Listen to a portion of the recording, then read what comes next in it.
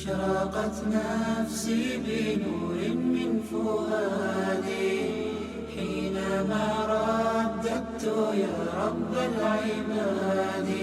أعوذ بالله من الشيطان الرجيم. بسم الله الرحمن الرحيم. إن الحمد لله نحمده ونستعينه ونستغفره ونعوذ بالله من شرور أنفسنا ومن سيئات أعمالنا. من يهده الله فلا مضل له ومن يضلل فلا هادي له وأشهد أن لا إله إلا الله وحده لا شريك له وأشهد أن محمدا عبده ورسوله. رب اشرح لي صدري ويسر لي أمري واحلل عقدة من لساني يفقهوا قولي. Okay, so if you can anybody remember what we talked about last time? I already said it. Yes, so we said that the Prophet ﷺ has arrived in Medina, they've greeted him, and the most important thing is that when he sends them the letter and he says that I've arrived, do you have permission to come to the city? They say that come and you will be obeyed.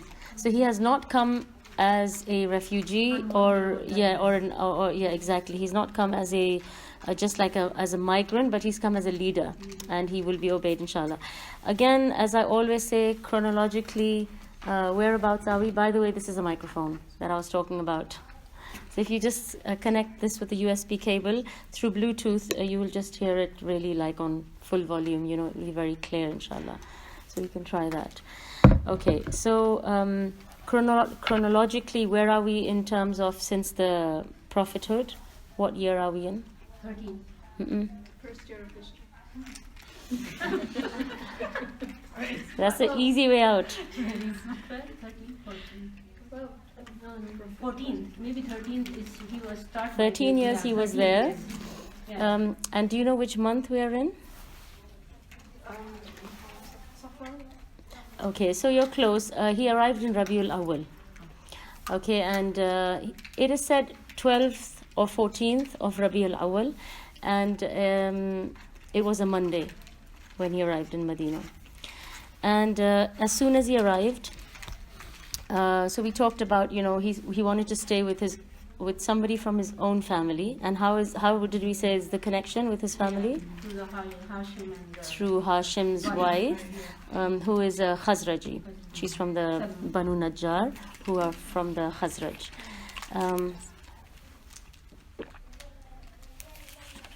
And who is his relative? Abu Ayyub al-Ansari, and he stays in his house.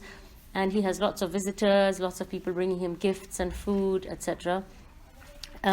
He has never had so much popularity, and he has not yet experienced this amount of love and welcome. Because in Makkah, they were constantly persecuted, oppressed, tortured, they were hiding. But this is the first time he's welcome. People are singing, dancing, people are begging him to come and stay with them. So, he has a really nice, warm welcome and good feeling. There are challenges, which we will see now, inshallah, but, the beginning is good. Girls, can you stop with the packets, please? Just take out whatever you want in your hand and just put the packet on the side. Okay. So like you said, he's arrived in Quba, which is, you could say, as you enter Medina, that's the first point that he has hit. So he hasn't really come into the city yet. Now, when the Prophet ﷺ migrated to Medina, who was already amongst the inhabitants of Medina?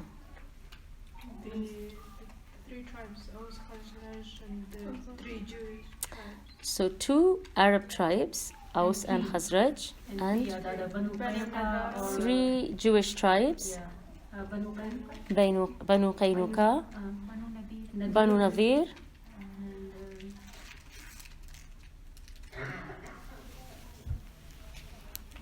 so the 2 big ones are Banu Nadir and What does it start with? Q.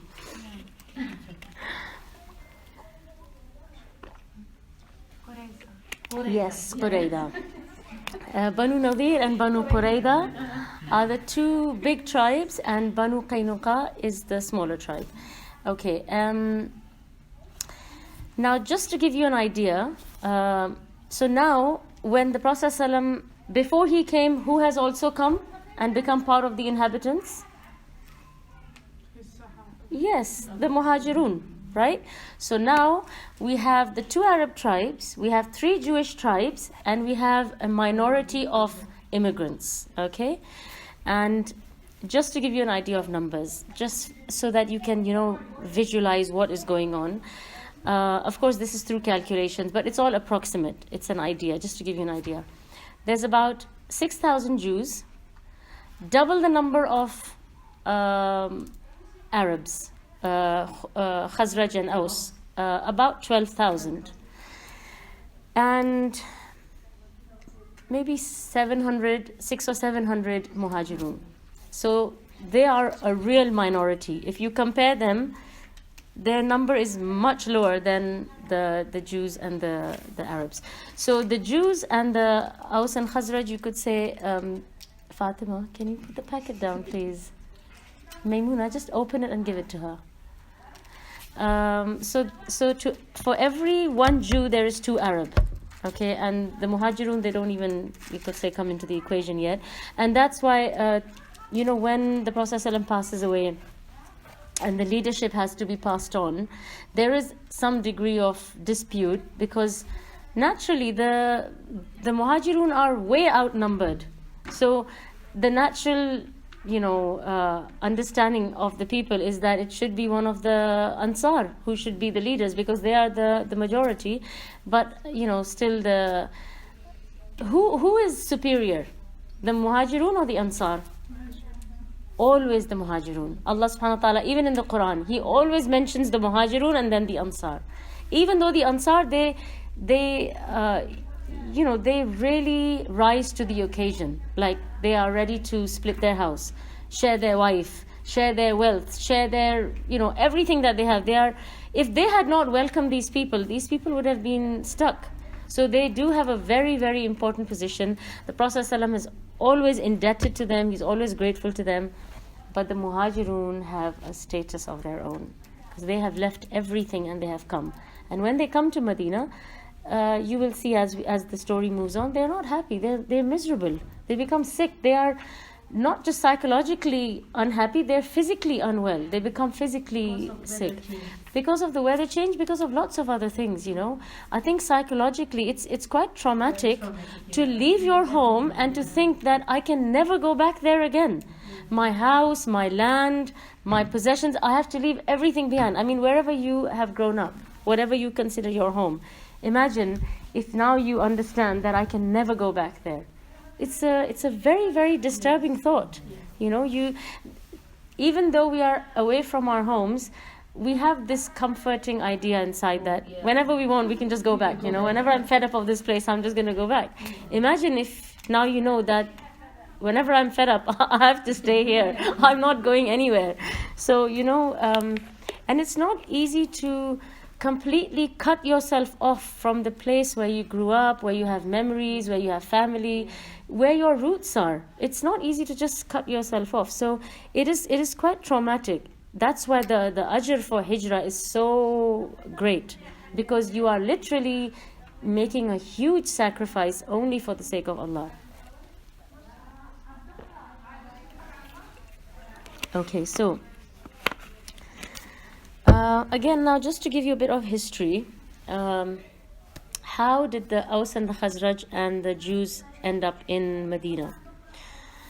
So, do you remember a long time ago when I told you how the Jews ended up in the Arab continent? How did I explain it to you? Do you remember anything? How they from somewhere? Yeah.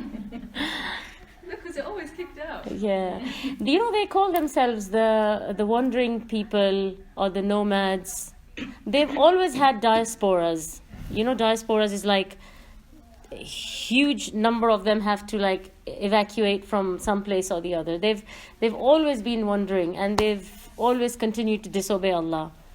Even though Allah gave them the promised land, and they always, you could say they've made problem for themselves. But yes, they have always been wandering. But where did they come from? Sham? Where in Sham? Syria. Mm-mm. Where the king was. No, Yemen. It was Yemen. They came to Yemen. Palestine. Yes. No. Their current home, yes, Jerusalem. So that's where they were originally, okay? And that is the promised land.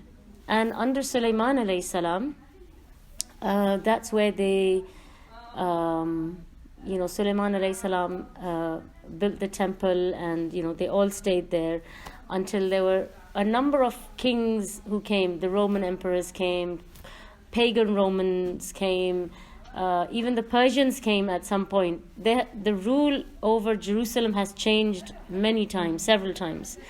And so when these other rulers would come, whether it was Romans or pagans, some of them came and they even destroyed the temple. And that temple was absolutely amazing, because it was do you know who it was constructed by?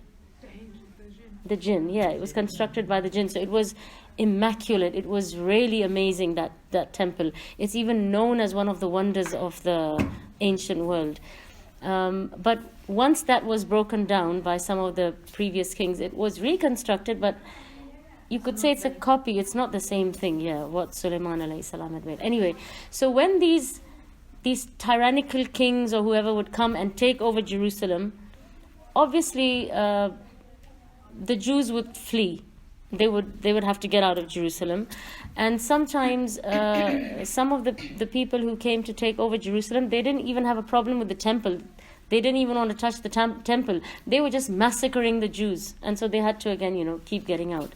And so when they get out of Jerusalem, if you geographically know where Jerusalem is on the map, you can imagine it's sort of in the northern area of the Arabian Gulf, or the Jazeera. And so they migrate downwards. Okay, so they come out of, Jerusalem, and they come downwards. And as they come downwards, a bulk of them actually ended up in Yemen. Okay, some of them, they stayed in Medina, and some of them stayed in Khaybar. So Khaybar and Medina are not too far from each other. And the thing that's very similar about Khaybar and Medina is what? Yes, is the trees, the greenery. And they knew from their scriptures that a prophet will come in this area. So Allah knows best, is that why they stopped here? Because they're waiting and expecting? Or is there some other reason? They just thought, this place is green, it must be fertile land, so they stopped here. Allah knows best. And there's a few of them who stayed in these two areas. The bulk of them go to Yemen. And in Yemen, they stay in a place in Sabah. And that's where you could say sort of like, they set their base, you could say. And I think until today, Jews in Yemen is a common thing. It's not like a strange thing. They are also known to have gone to Iran. They are known to have gone to Iraq. Of course, today they are all over the place. They're in America. And it's really strange, the kind of places you see them. And you don't just see like one or two of them, but you see that they have not only a community, but it's like an established community. Like I saw them in Venice. Who would think that they're going to be in Venice? You just think that you're just going to run into tourists or something. They have a full, proper, established, not just a community, they have a blooming museum.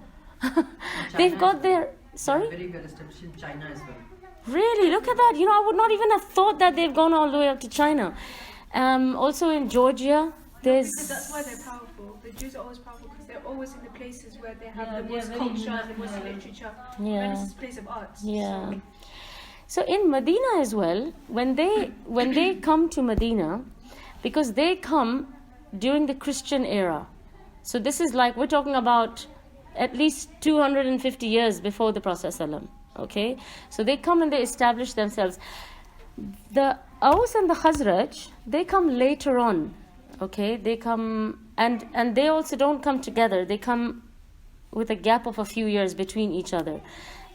So now the Aus and the Khazraj, if you remember, did I mention to you in the beginning, there are two types of Arabs.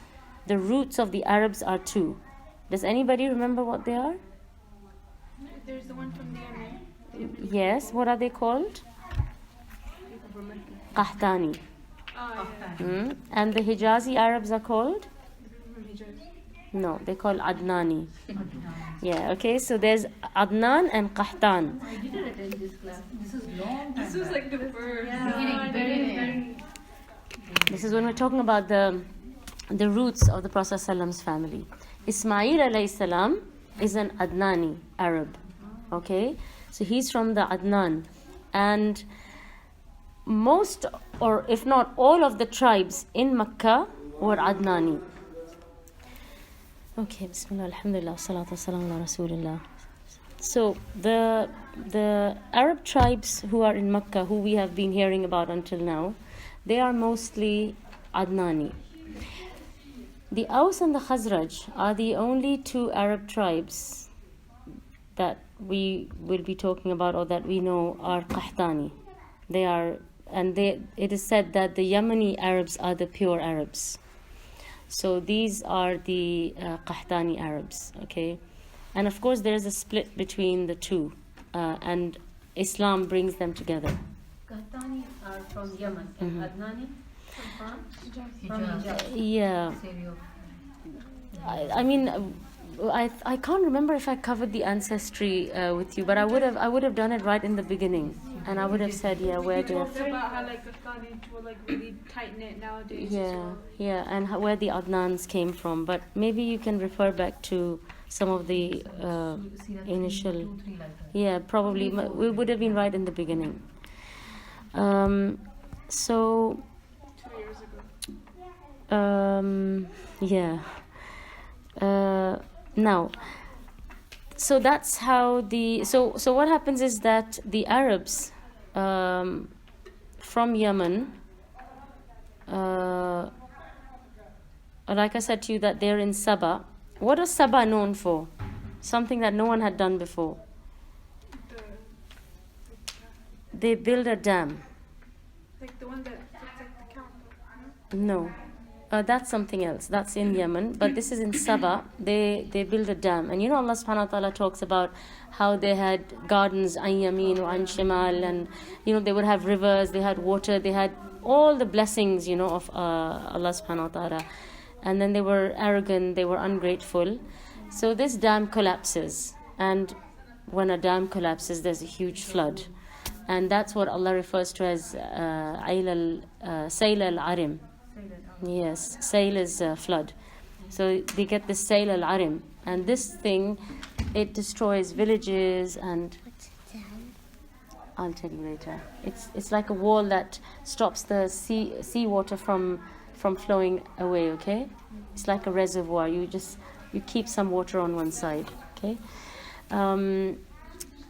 so when this flood comes, villages are destroyed, people are displaced, and so a lot of the Arabs, they have to get out of there, and so perhaps this is when these two tribes, they migrate upwards and they go towards Medina.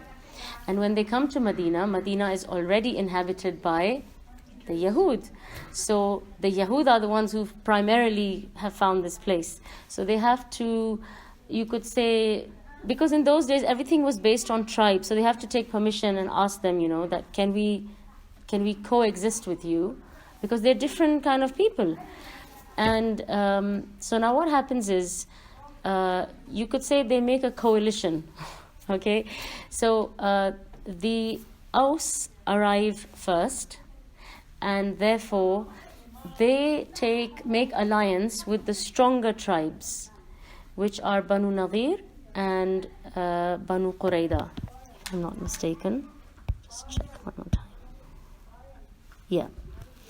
And they get, you could say, the best parts of the land, the best gardens, etc. And when the Yahud, by the way, arrive in Medina, there's nothing but palm groves. Okay, but they come and they start cultivating and they do all this. When the Khazraj arrive, they make an alliance with the Qaynuqa Qaynuqa, and they get the remnants of whatever is left. So the Aus are always richer and wealthier and more elite than the Khazraj. And even when they, I told you that there was always fighting in Medina. The Aus and the Khazraj were there was the Battle of Bu'ath. That's about maybe 4,000, maybe 4 years before the Prophet ﷺ comes. But before that, for decades, they had wars going on for 100 years.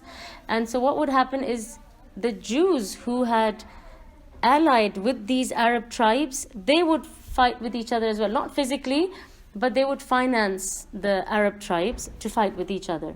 So the Yahud were also they had their own partisanship. They were on this side, this Yahud was on this side. And it's interesting because you never hear of Jews being in groups like that or tribes. Arabs are known to have tribes, but Jews are not known to have tribes. So it seems like these three groups of Jews have come at three different times of expulsion. So that's why one of them has established, then another one has come, so they come as a separate group. Then a third one came and they've come as a separate group. Otherwise, usually they're very big on being united and being strong together. And the other thing is that they live in fortresses around Medina. They don't live in Medina. And that's why, when the Prophet ﷺ came, who sees him? One of the Yahud. Because they are on the outskirts and they're in these high fortresses. And he was on a tree breaking dates when he sees, the Prophet ﷺ in the distance. And he says, "Oh Arabs, your king has arrived."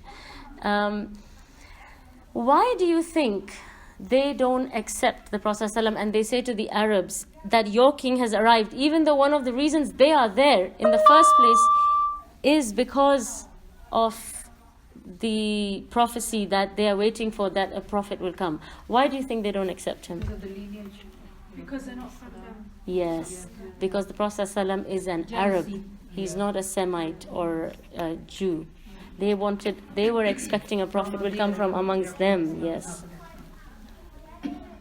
Because they have a lot of prophets in their Yes, all the prophets have come from there. After Ismail and Islam, it's directly Yes. Prophet Muhammad. Yes, yeah. So until then, every prophet came from their lineage. So they can't accept that this has happened, So the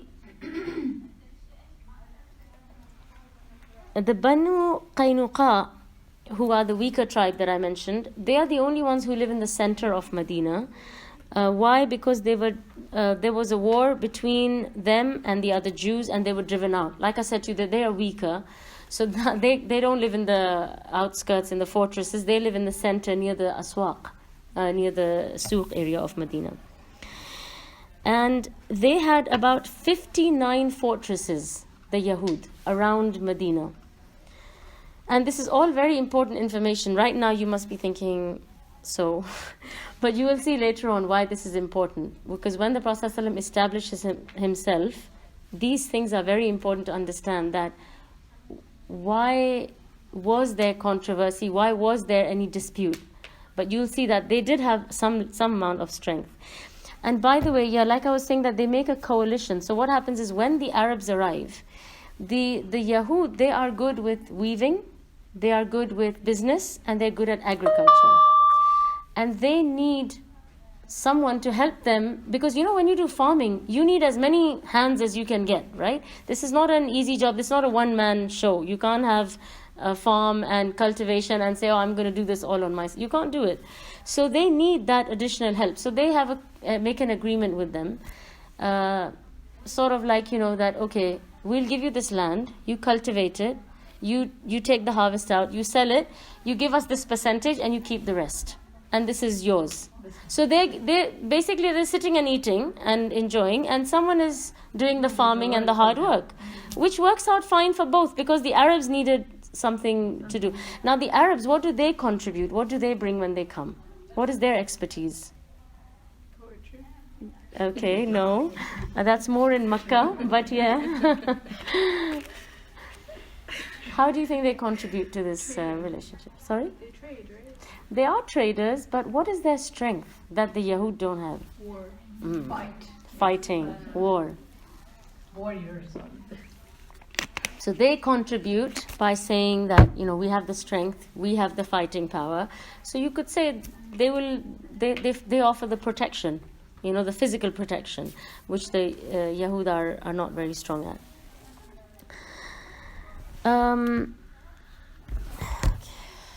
I need glasses. Okay, so they had 59 fortresses, the Yahud, and they had a fighting force of about 2,000. And the Arab tribes had a fighting force of about 4,000. So when I say 4,000, and I say fighting force, what do you think I mean?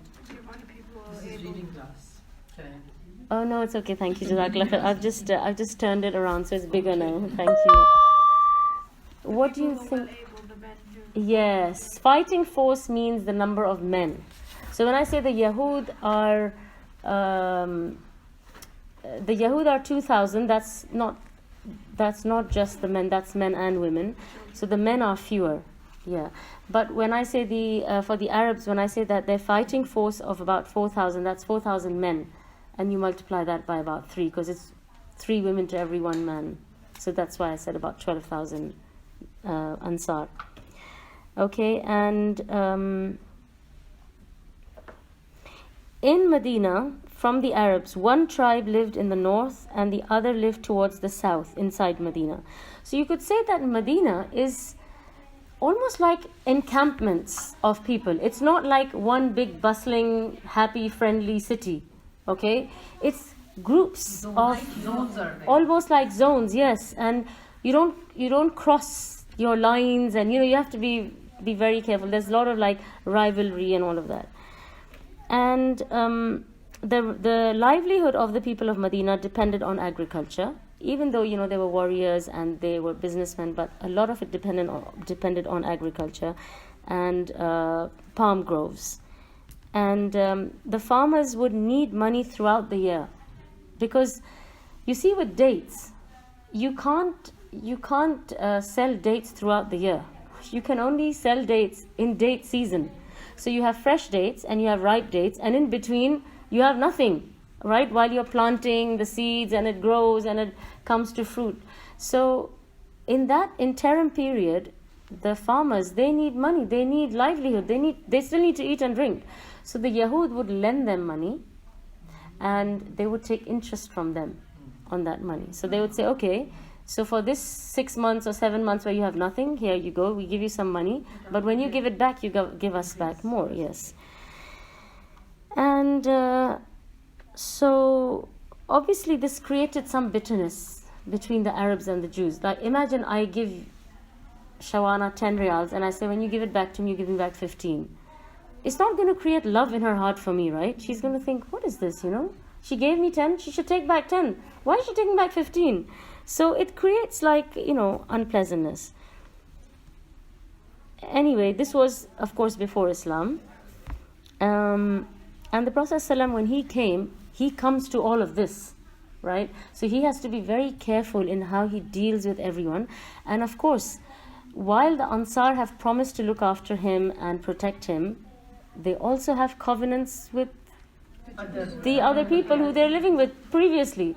And they had said that if you are at war with anyone, we are at war with them. So now this is all going to, it is going to have to be dealt with very sensitively and diplomatically and with wisdom, right? It can't just be. Okay. And there were some people who were not happy with the Prophet ﷺ's arrival. So one of these people was, does anybody know? Abdullah bin Ubay. yeah. The king of the Khazraj of Aus. Yes, He was Aus. supposed Supposed to be the leader. Yeah, he was going to be elected the king of their tribe, and then the Prophet ﷺ arrives. So he's very, very bitter about it. So when the Prophet ﷺ, one day he was riding on his donkey and he went towards a gathering where there were Muslims, Arabs, non-Muslims, everybody was sitting together. And the Jews were there as well. And when he arrived with his donkey, of course, some dust flew, because obviously this is a riding animal, right?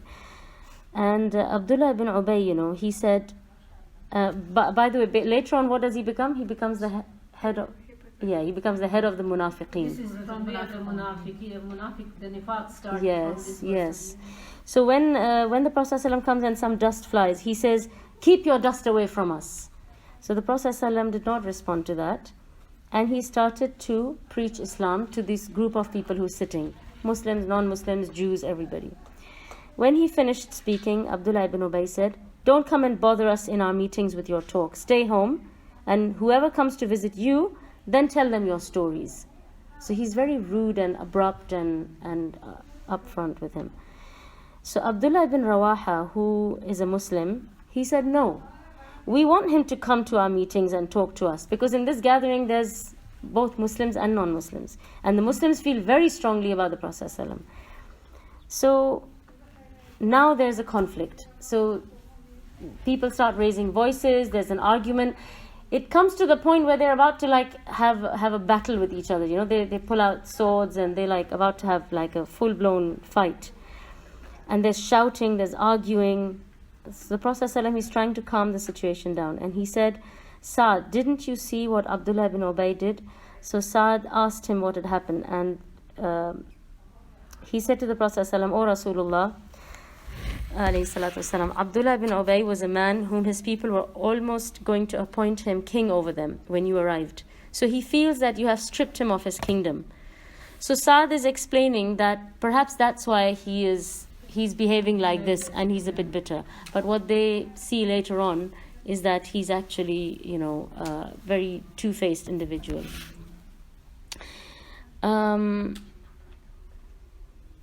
So you can see that the Prophet ﷺ, although he has a lot of love and he's welcomed, but he also has opposition and he also has to face some difficult areas. Now, when the Prophet ﷺ arrives in Medina, there are 4 projects that he has to work on. And today we were supposed to talk about the first one, but we haven't started. But inshallah, after Salah, if you can just give me maybe 10 minutes of your time, I'll try and go through some of it. But if any of you have to leave, you can go and then you can listen to the recording, inshallah.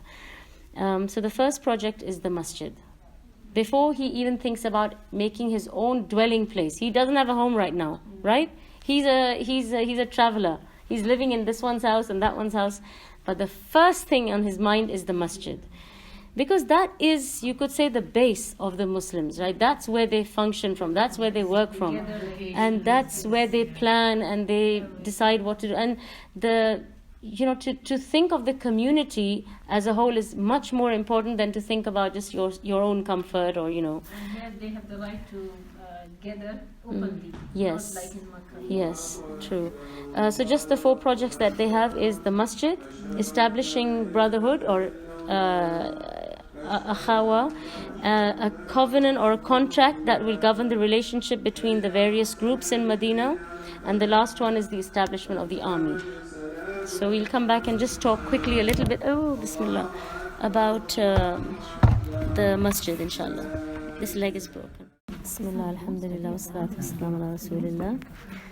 Okay, so I will double check the information I gave you about the Aus and the Khazraj coming. I know they came from Yemen, but just the part where I told you about the dam, that when it breaks and the area gets flooded, that's when they leave.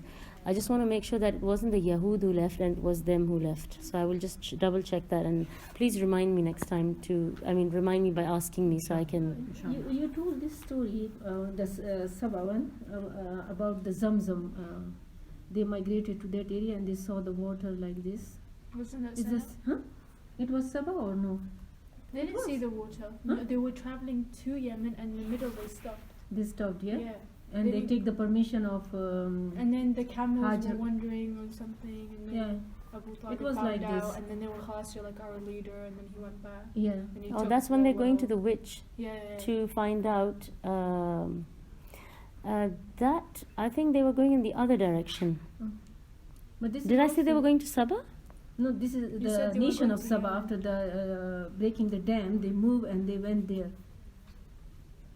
It was like like I don't this. remember mentioning that. I know that they were going towards Sham to see this witch because she was in, I think, in Syria or in Sham? somewhere in Sham. Yeah, as far as I remember. For the ownership of Zamzam? Yeah, No. I know it was Yemen. No, Shaywana is talking about something else. Ah. She is talking about after Hajra alayhi salam and birth of the settlement of Kaaba, how they came from Yemen, few people, and they started The inhabitation the there? inhabitation there. You're talking about that time? No, That no, is but Ismail alayhi salam. yeah, that time, I remember this. The Sabah only thing I've story. told you about Yemen previously is the story of Abraha and the Kaaba that he tries to imitate and he makes. But Mm, Auntie you Makani mentioned the said story that about all the the dam. people from Mecca are and what is Adnani. Adnani, Yeah. not Qahtani. And the Adnani people are from Hijaz, not from Yemen. Yeah. Mhm. But anyway, just remind me so I can just check one more time and make sure that I have told you the right information. Because the dam does break and there is a flood. I just want to make sure, was it the Yahud who fled? Because they're always running around from one place to another. But or was it the Arabs who had to leave because of the flood situation? Okay. So the first project that the Prophet ﷺ pays attention to is the masjid, making a masjid. The first masjid he makes is the masjid of Quba. And what is the virtue of Quba? Does anybody know? Yeah, rakatan for the Umrah. Jum'ah. Yes, the first Jum'ah takes place in, well, it doesn't take place in Quba. No. The first Jum'ah takes place without the presence of the Prophet ﷺ. He doesn't even pray it. It's the other people who have already migrated. They pray Jum'ah. But when he arrives, he prays on the way from Quba towards where Masjid al-Nabawi is going to be. That is another place in between where he prays, and they make a masjid there as well. But what is the virtue of Quba? Pray to rakat equal to umrah. Yeah, so if you make wudu from home and you pray 2 rakahs in Quba, you get the reward of an umrah. And the Prophet ﷺ is known habitually to have gone every week to Quba just to pray 2 rakahs while he lived in Medina. Yeah. Okay. Now in Makkah, what did the Prophet ﷺ have as the center of learning?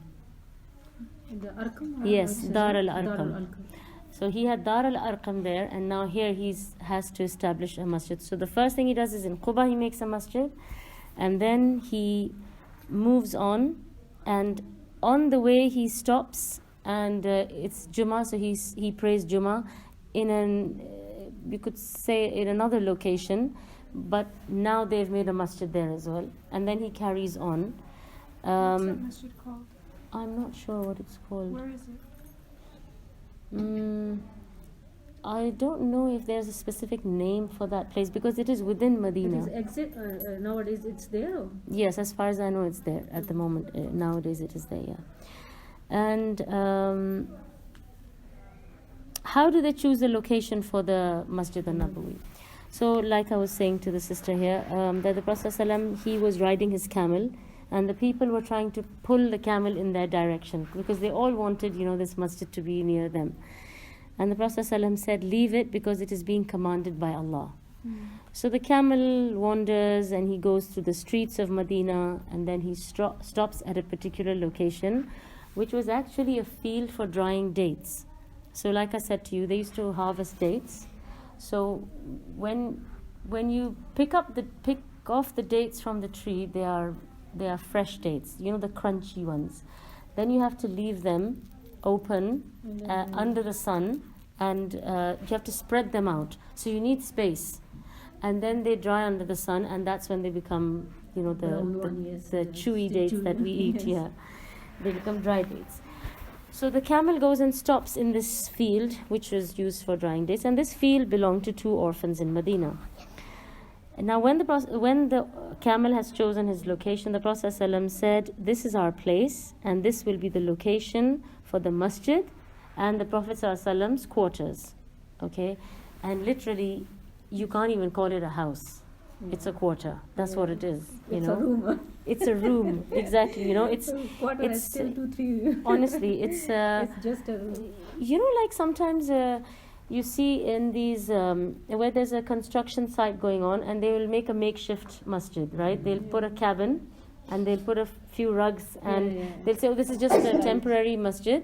When this construction is finished, we will demolish this, and you know, we will make something permanent here.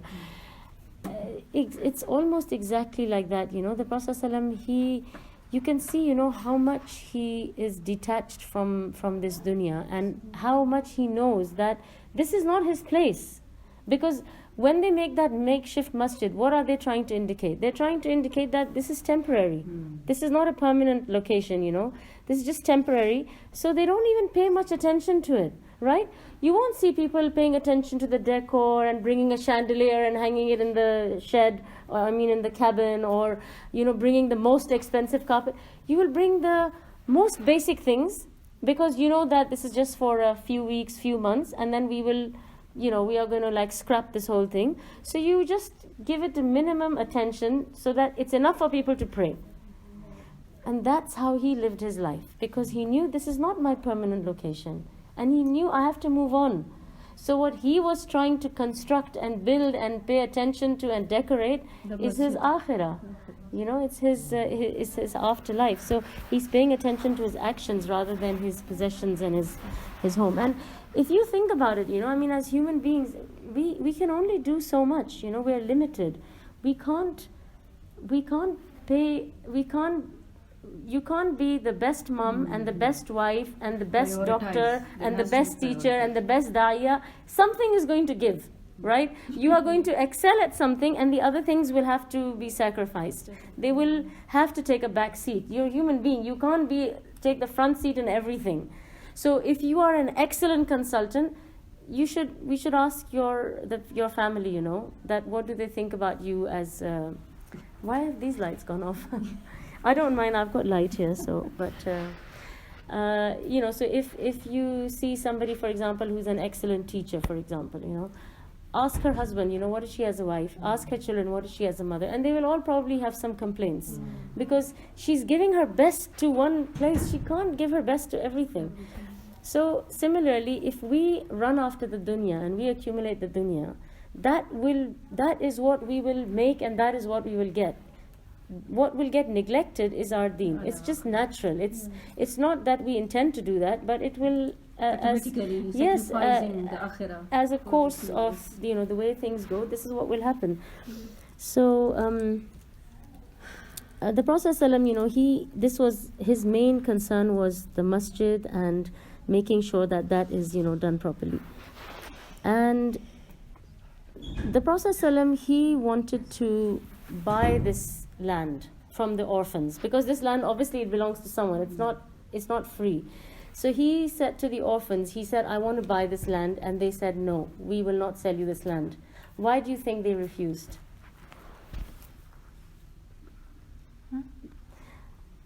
So the Prophet ﷺ, he said to the orphans, he said, I want to buy this land where the camel has sat. And so they said no. They said, we will not sell you the land. Because he wanted to give it to him. Yes, because they wanted to give it to him. They said, we will not sell it to you. You can have it. You can take it, you know. He didn't accept. He didn't accept it, right? He did. He accepted it. But he gave them something, or he gave them another place to live. Or Yes, I think so. he did something. I think maybe he... I mean, I don't have it in my notes, but I think he does do something for them. I mean, it's not his nature to just take something and not do something for someone in return. Okay.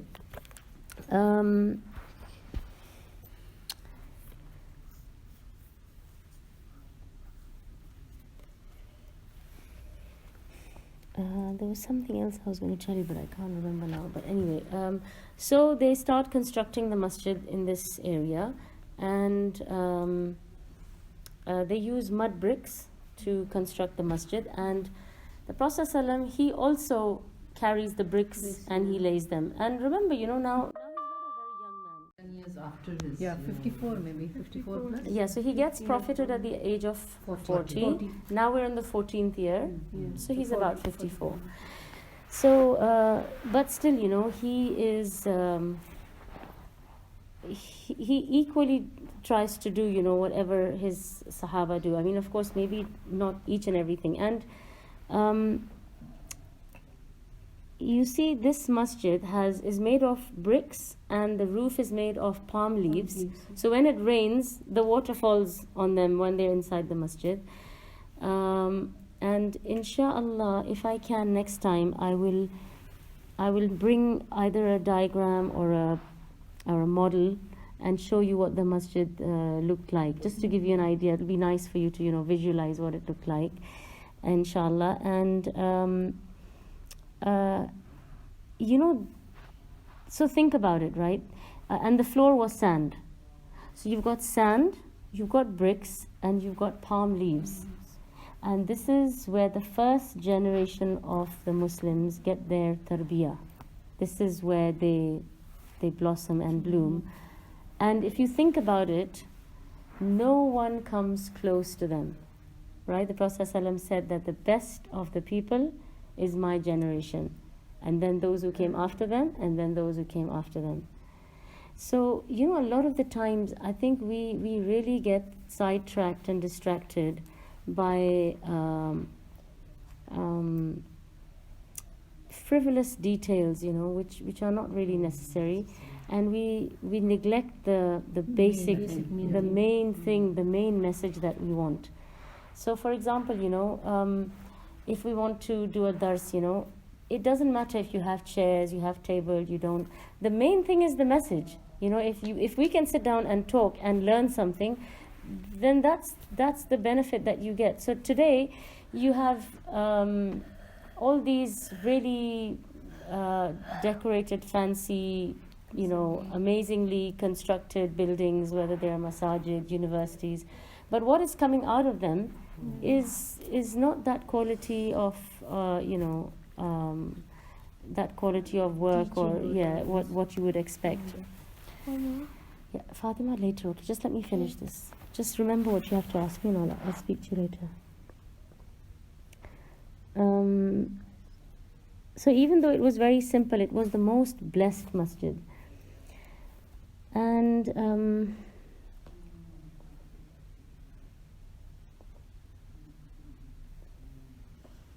some of the lessons that we learn from the construction of this masjid. The first thing we learn is that the masjid is the first thing that the Prophet ﷺ builds. So Allah subhanahu wa ta'ala says, بعد أعوذ بالله من الشيطان الرجيم الذين إن مكناهم في الأرض أقاموا الصلاة. And they are those who, if we give them authority in the land, they establish prayer. So as soon as the Prophet ﷺ has got authority now, he's got a base, he's considered a leader, the first thing he does is he establishes salah by constructing the masjid. And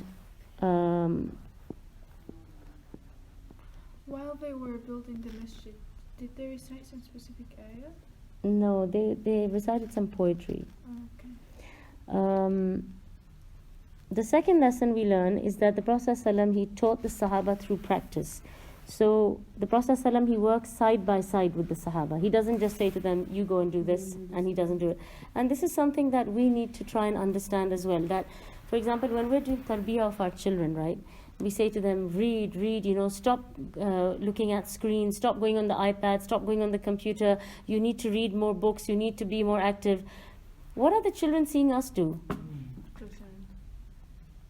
Looking at the screen. So they're thinking, why should we read when they have the right to sit and look at, you know, videos and relax and, you know, look at the screen? We already done that period.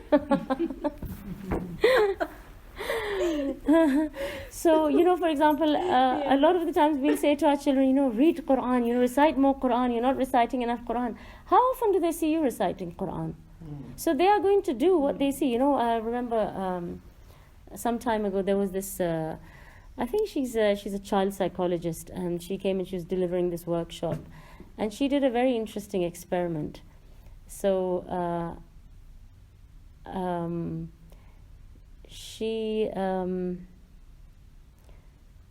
I don't remember, how did she do it? Okay, yeah. So I'll do it with you guys. Let's see if it works. So she said, I want all of you to put your hand on your chin. Okay, so can everybody do that, please? Yeah. See, most of you have put your hands on your cheek because you saw me do it. You see that? You don't even realize it. Yeah. You know? But this is what children are, you know, it's natural for the children to do that. So although I'm saying that recite more Quran, do they see me sitting and reciting Quran the whole day? So if you want your child really to do that, then you should be doing that, because that is what they will ultimately do, what they see. And the Prophet ﷺ, he was a very good example of that. He didn't just, and even Allah subhanahu wa ta'ala, he says in the Quran, right? لِمَ تَقُولُونَ مَا لَا تَفْعَلُونَ. You know, this is something big in the sight of Allah, that you tell somebody to do something, but you don't do it yourself. So the Prophet ﷺ, you know, he wouldn't just preach, but he would practice what he preached.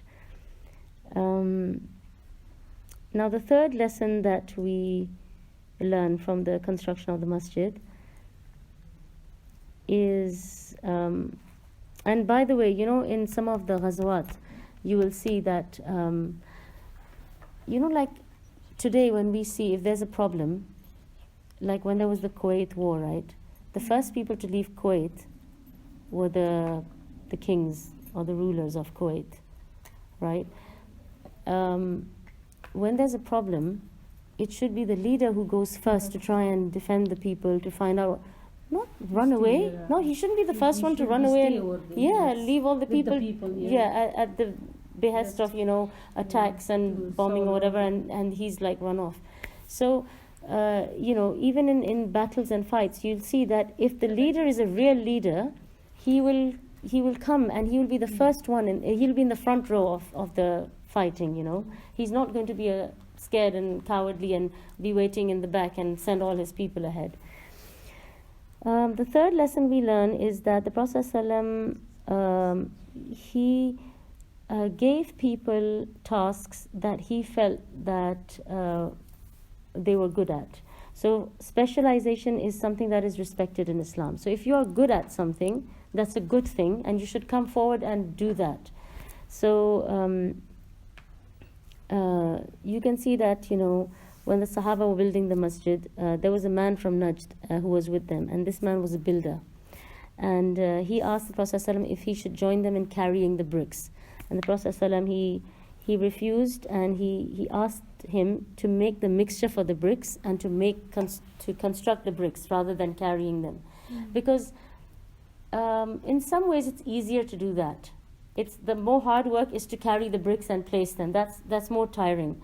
To stand and make the mixture is probably less strenuous. So, but the Prophet ﷺ, he asked him to do that because that's what his expertise is. So he wants good quality bricks rather than, you know, make him do something which is not his expertise. Yes. And so this also, you know, teaches us that even in our Islamic work, you know, everybody is not cut out for giving lectures. For example, you know, somebody might have a shy personality, or they might not be confident speakers. So it doesn't mean that if you see one person speaking, you think, oh, everybody should be doing this. Somebody's expertise might be organizing.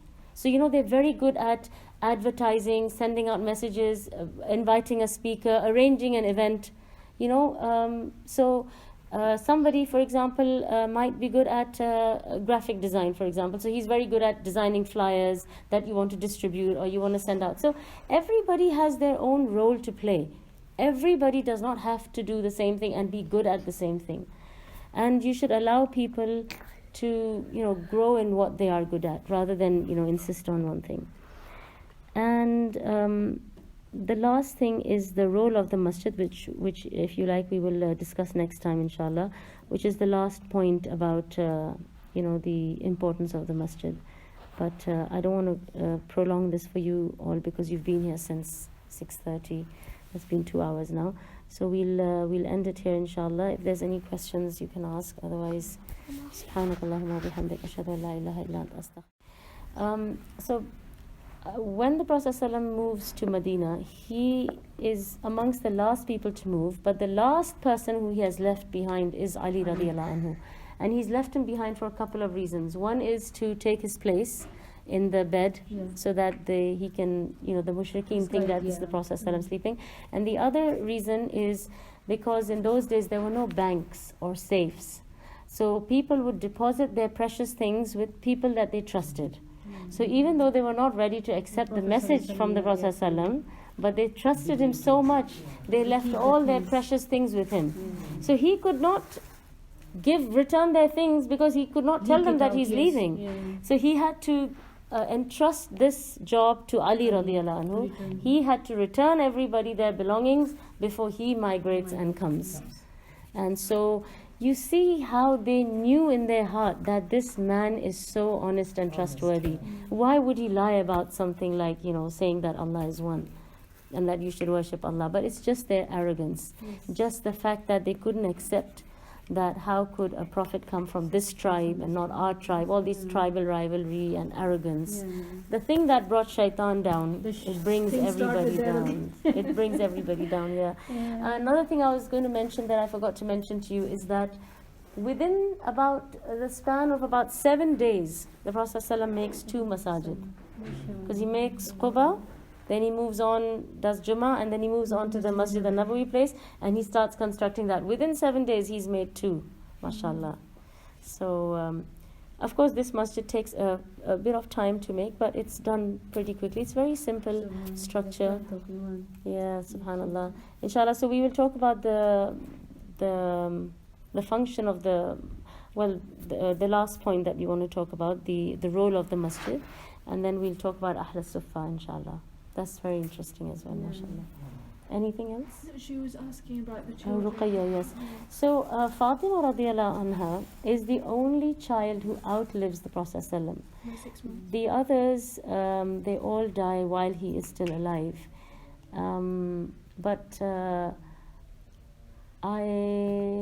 Zainab didn't go with the Prophet ﷺ. She was still married to Kafan and she was in Mecca. Yes.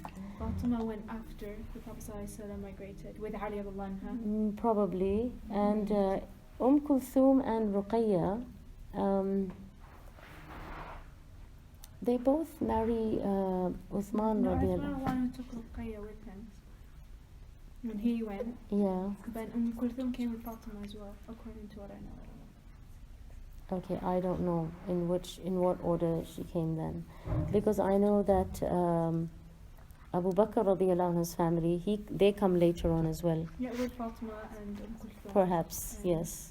That's probably what happens then. And Prophet married to Aisha radiallahu anha in the Medina after migration? No, so you could say their aqd is done, but she starts living with him after they move to Medina. So he's married to Saudat bin Zamah.